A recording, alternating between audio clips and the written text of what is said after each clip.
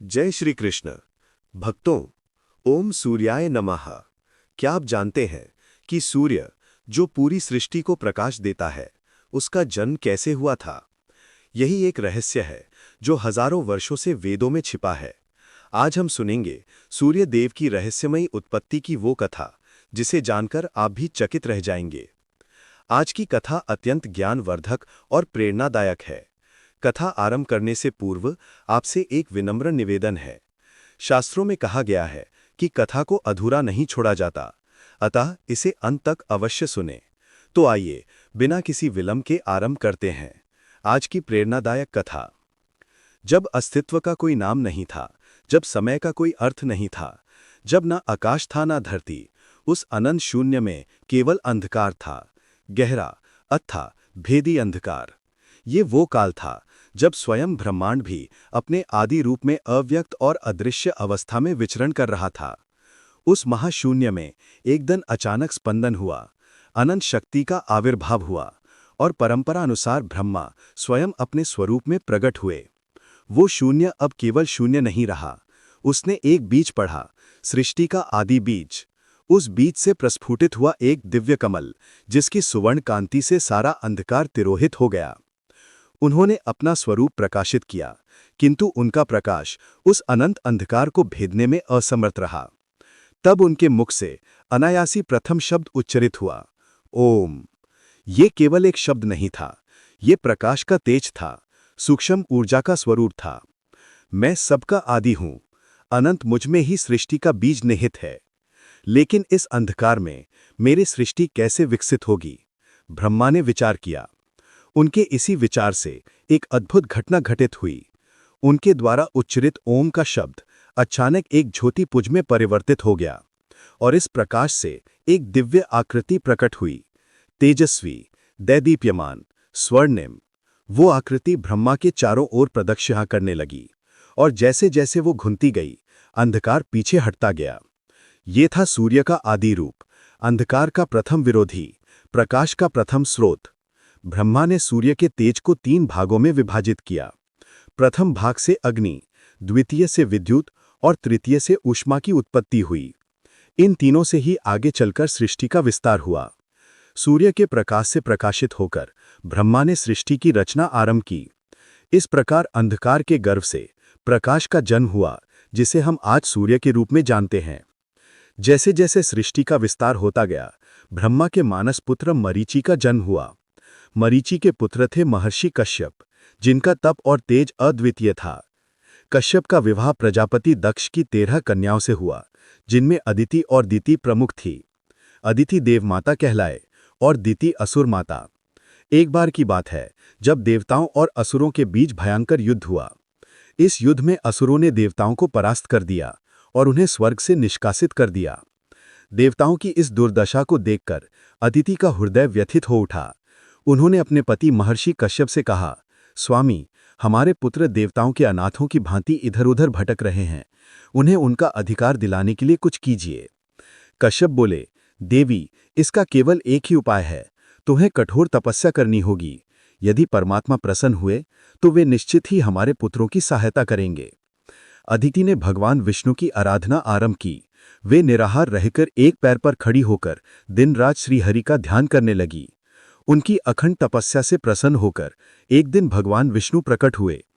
माता अदिति, तुम्हारी तपस्या से मैं अत्यंत प्रसन्न हूं, वरदान मांगो।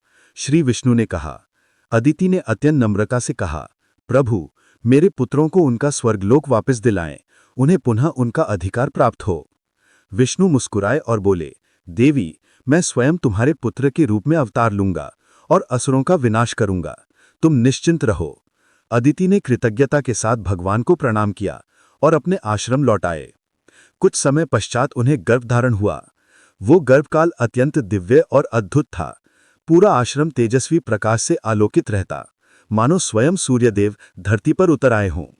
परंतु समय बीतता गया, गर्भ में स्थित शिशु का तेज इतना तीव्र होता गया कि अदिति के लिए उसे धारण करना कठिन होता गया। उनका शरीर उस अलौकिक तेज को सहन नहीं कर पा रहा था। पीड़ा से व्याकुल होकर अदिति ने अपने पति कश्यप से कहा, स्वामी, मेरे गर्भ में स्थित शिशु का तेज मेरे शरीर को जला रहा है, ये मुझसे सहन नहीं हो रहा है। कश्यप ने समाधि में स्थित होकर दिव्य दृष्टि से देखा और उन्हें सत्य का भान हुआ। उन्होंने कहा, देवी, तुम्हारे गर्भ में स्वयं सूर्य तेज विराजमान है। ये ब्रह्मा जी द्वारा उत्पन्न आदि सूर्य का अंश है, जो अब मानवीय स्वरूप में जन्म लेने जा रहा है। ये सुनकर अदिति और भी अधिक चिंतित हो उठी। कश्यप ने उन्हें धैर्य बंधाते हुए कहा, मैं अपनी मन शक्ति द्वारा तुम्हारे घर के तेज को कम कर देता हूं, जिससे तुम्हें कुछ शांति प्राप्त हो सके।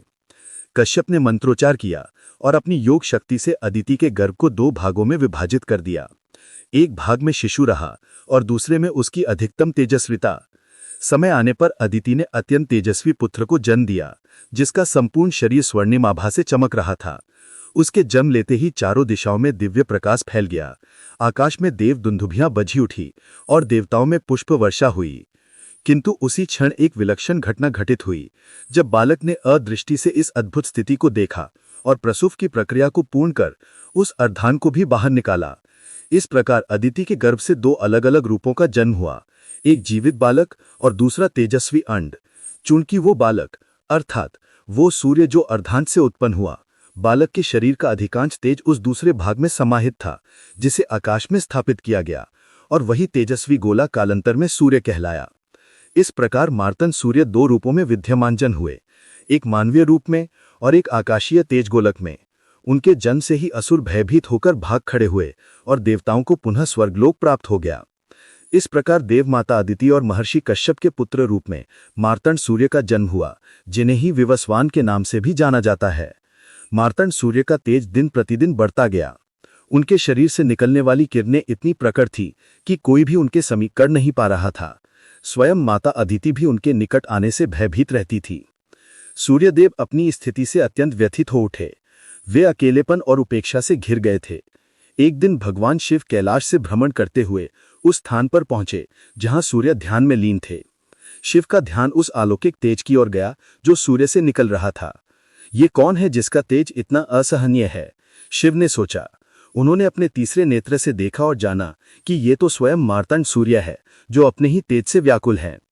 शिव ने स्नेहपूर्वक पूछा, हे मार्तंड, क्या तुम स्वयं अपने तेज से क्लांत और पीड़ित नहीं हो?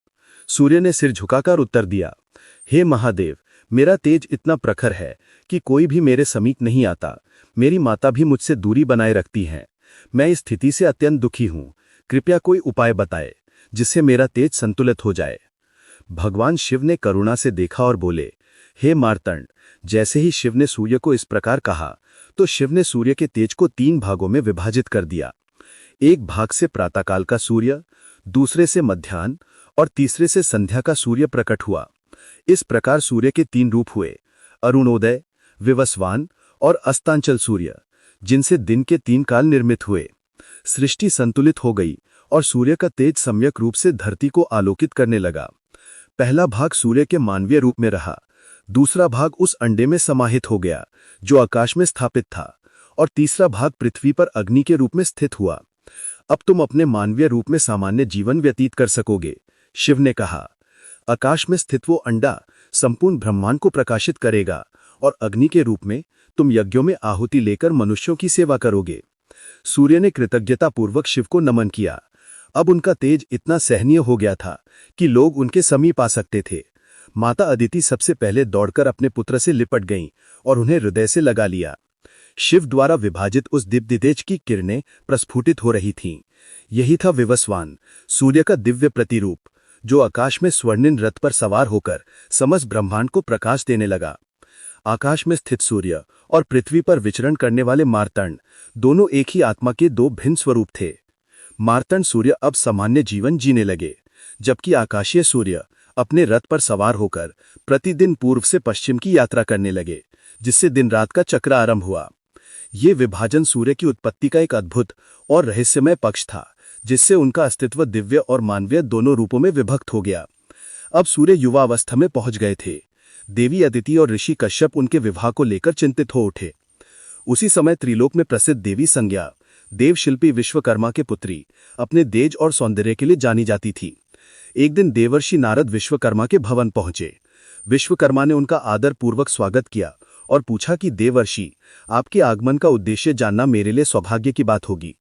नारद मुस्कुराए और बोले, मैं एक विशेष प्रस्ताव लेकर आया हूं। शिल्पी विश्वकर्मा ने जिज्ञासा की, प्रस्ताव? क्या प्रस्ताव? नारद ने कहा, मैं चाहता हूं कि आप अपनी पुत्री संज्ञा का विवाह सूर्यदेव के साथ कर दें। विश्वकर्मा चिंता में पड़ गए। वे जानते थे कि सूर्य का तेज अत्यंत प्रखर है, भले ही वो अब विभाजित हो चुका हो। क्या उनकी पुत्री वो तेज सहन कर पाएगी? परंतु सूर्य से संबंधित गौरव की बात थी। उन्होंने संज्ञा को बुलाकर प्रस्ताव रखा। संज्ञा ने सूर्य के विषय में बहुत सुना था और सहर्ष विवाह के लिए सहमत हो गईं। शुभ मुहूर्त में सूर्य और संज्ञा का विवाह संपन्न हुआ। देवताओं ने आकाश से पुष्प वर्षा की, इंद्र ने स्वागत की व्यवस्था की, अग्निदेव ने वेदी सजाई, मारुतगण पवन का संचालन कर रहे थे और अप्सराएं नृत्य कर रही थी। विवाह के बाद संज्ञा सूर्य के साथ अपने नवग्रह में पहुंची। सूर्य ने उसे प्रेम पूर्वक अपनाया और उसका हर प्रकार से ध्यान रखा।